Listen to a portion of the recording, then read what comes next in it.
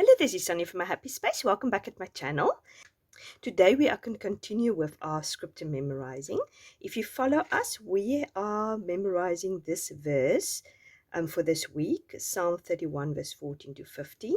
And I've divided each week into 3 sections. We're going to memorize scripture, we're going to meditate on scripture, and we're going to make something pretty for our pages or Bible with some ephemera pieces, just to have another level of memorizing scripture. So Monday we started with memorizing scripture, and on Wednesdays we're going to meditate. So what we need for meditation is basically just a Bible. If you have an inductive study Bible or any study Bible, that would be very good. And then a smartphone or iPad or whatever you have. It's not 100% necessary, but it will make your life much easier. So let's just move this away. So I've got my setup.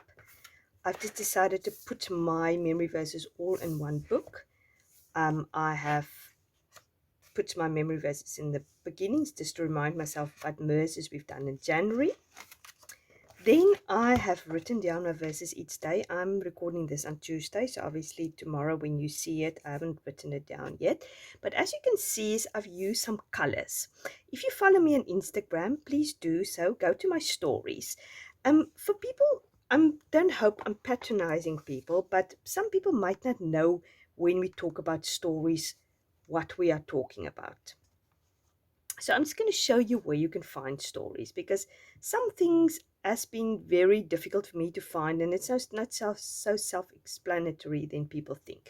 So if you go to your Instagram page or the front page of Instagram, you can see these circles up there, and then you click on somebody's circle and there is their stories, and then you just, if they've got more than one story, you can just click on it. At the moment I've just got one story, so let's see the story. When you click enter, it shows you different stories.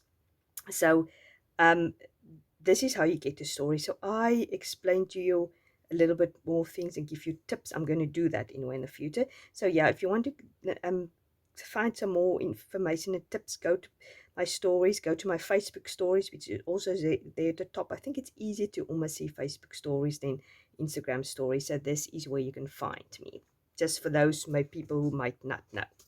So basically what I've explained in my stories is that I always try to remember the first word of a verse. That is to me very important. It will kick me off. Give me a kickstart rather. And then I've realized that the first two words is the same in each sentence. It starts with I and then I. And the sentences ends with some sort of name of God, oh Lord, or my God. So this is now easy way for me to remember it. I remember it starts with I and it ends with a name of God. So, and then the last bit is just the crux of the verse, my times are in your hand. So this is just an easy way of underline it, or circle both with color pencils. Just got these color pencils. You can do cokies, highlighters, whatever you want to do. I'm just using that, and I'm just highlighting it in God. I've highlighted the same, and then also underline the memory verse. So this is how I'm going to do it each day, just to remind myself. And then today we're going to come to the meditation. So I have done already filled and everything just for the sake of the video. Because it just will be too long if I have to stop and write everything in. So we're going to study this together. So we're going to go through it together. I'm going to show you where I got the information from. It's mostly going to be from my inductive Bible and from my smartphone or my iPad in this case. So basically, let's start. First of all, you can do it in what order you can want to do. I'm just going to give you some tips. If you want to follow that, that's fine. If not, if you want to do your own thing, that's also okay. So what I've done first is obviously I've written the verse out and the address. And then I've taken 2 different translations, NIV and NLT. Now, we are memorizing in the ESV. The reason why is because it's one of the not better, but the one more translations which is word for word. So it's easy if you want to study, go into the words like you do here. If it is a word for word translation, then a thought for thought. So the NIV is a little bit more word for thought. NLT is a little bit more thought, but it's none of them. These translations is bad translations. There are some translations that is bad, which I will not suggest you use, but these are fine. So sometimes it's going to be quite different. Other times it's going to be the same. So like the NIV is almost exactly the same. It's just hand instead of hands.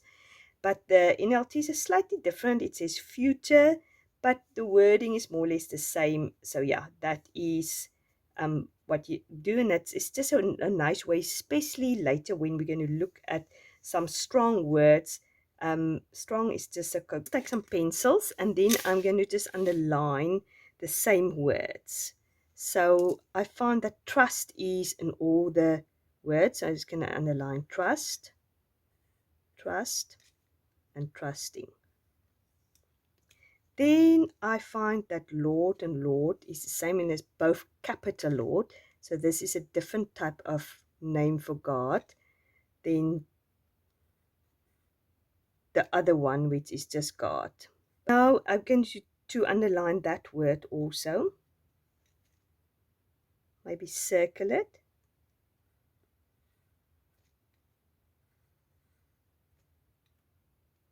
Okay, maybe I'll do. Okay. And then times. There's times. So I'm going to underline times. I double underline that to give it a different look. And then I'm going to do hand also, because hand is the same. Maybe put a oval around hand. So I can see already that is probably going to be the keywords I'm going to look into. Okay. So what I'll do is I'll start off with this questions, but then some of the questions, I think I'll first do this before I fill that in. So first of all, I think a very, very good thing is, before you memorize even the scripture, before you start memorizing scripture, to go to the passage in the Bible and read it in context. Okay.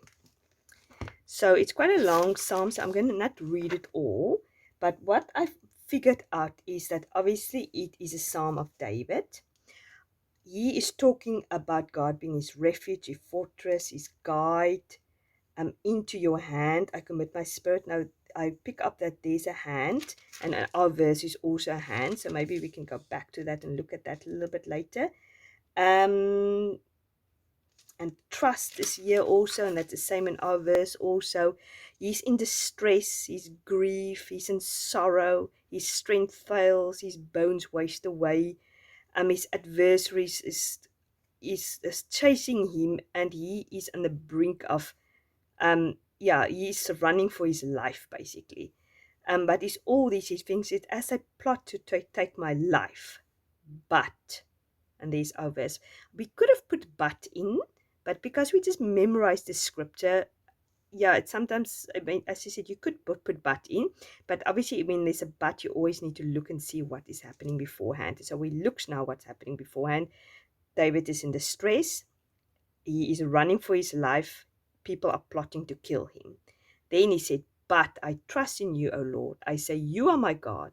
My times are in your hands. So he says that because he knows he might die tomorrow, or he might not die tomorrow. It depends on God. People are chasing him for his life, so his times is in God's hand. Now we are using this verse to remember this is the new year. We're looking towards this new year, and our future and times is in God's hand. Now, it can definitely be used for that also, but it's good to see that in what context this verse is being given. So that is the context. So basically, as I said, who wrote it?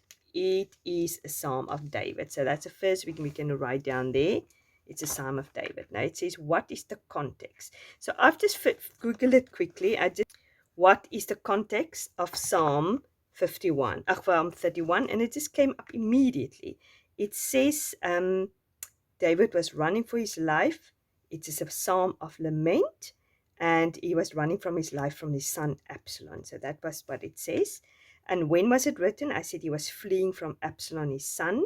Absalom came into Jerusalem, and he wanted to kill his own father. And just think of the distress. He's talking about these enemies and his friends coming against him. So he must have been in a tremendous distress.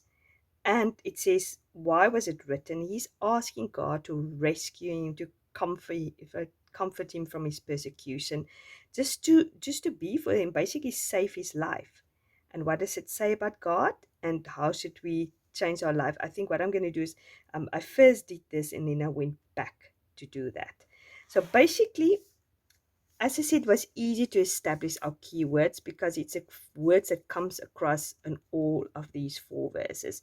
So this is how I chose the keyword. So I'm going to quickly show you. You've probably seen it many times. I have also got a video to show you how to do verse mapping. Bible Hub is, to me, a very good app.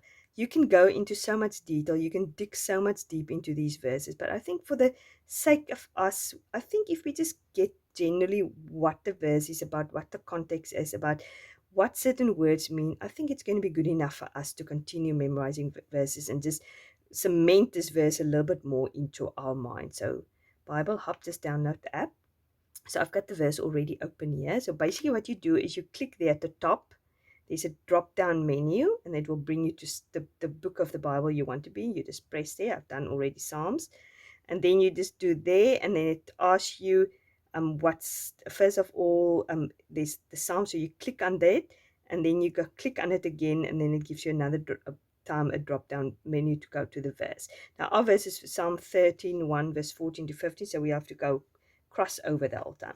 So basically, if you want to get different translations, that's also another thing I forgot. If you want to get different translations, the easiest way to get it is to go open your Psalm, and you see there is parallel, and it says sermons, topical, Strong's, commentary. So you can get lots of information from there. Also play around with this app. That's the best way for you to learn. So I'm going to press parallel.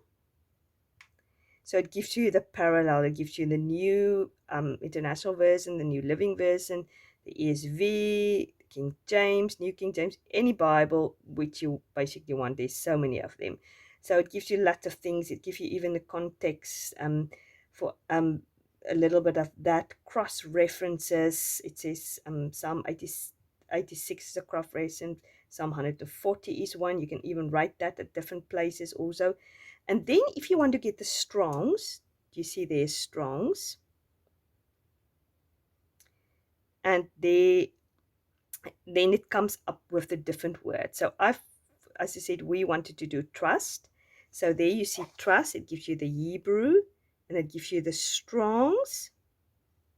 And then you see there is a number with it. It says 982.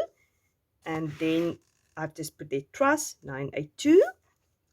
And then what you can do, there's a definition already of it, or different words. It says confidence, bold, secure. This was actually almost enough for me just to write it down, but I went into it. You click just on that, and then you get the root word. You get some more: rely, secure, trust, and things like that.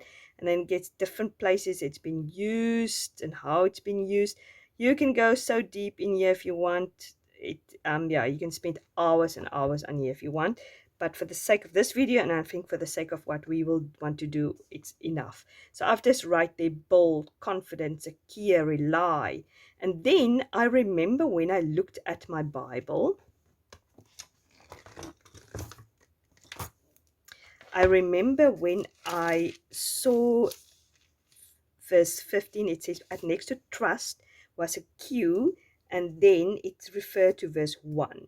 So that trust is a connection to verse 1. It says, in you, O Lord, do I take refuge. Let me never be put to shame.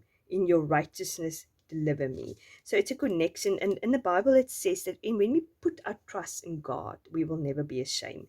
So this is something I've put also down here, just to say, if you put your trust in God, you will never be ashamed. And actually, verse 6 was also part of it. It says, I hate those who pay regards to worthless idols, but I trust in God. So it's almost a contrast between we putting our trust in God and the people who doesn't put our trust in God. They put their trust in worthless idols. And actually, that's something I've just realized now. It's the contrast between God, who he is, which we're going to study now, and worthless idols. So I'm just going to definitely put there verse 6. So I just said worthless idols versus the true God. And that's something you can actually dig into. You can do a study about that also. So the next thing we're going to do is O Lord. And Lord, O Lord is written with capital letters. So that means it's the original Hebrew word for God, which is Yahweh, which is the Holy One, which I hardly said. They took the vowels out to not be able to say it, and it's called existing one. I mean, he's always been. Everything comes from him. He's the one true God. He brings things into existence. And I think that's interesting because our time's in our hands. So he is the beginning. You began a good work in us, will complete it. That reminds me of that also.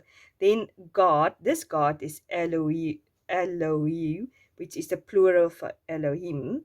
And although in Hebrew it's a single deity, it's one God, and it's this divine being.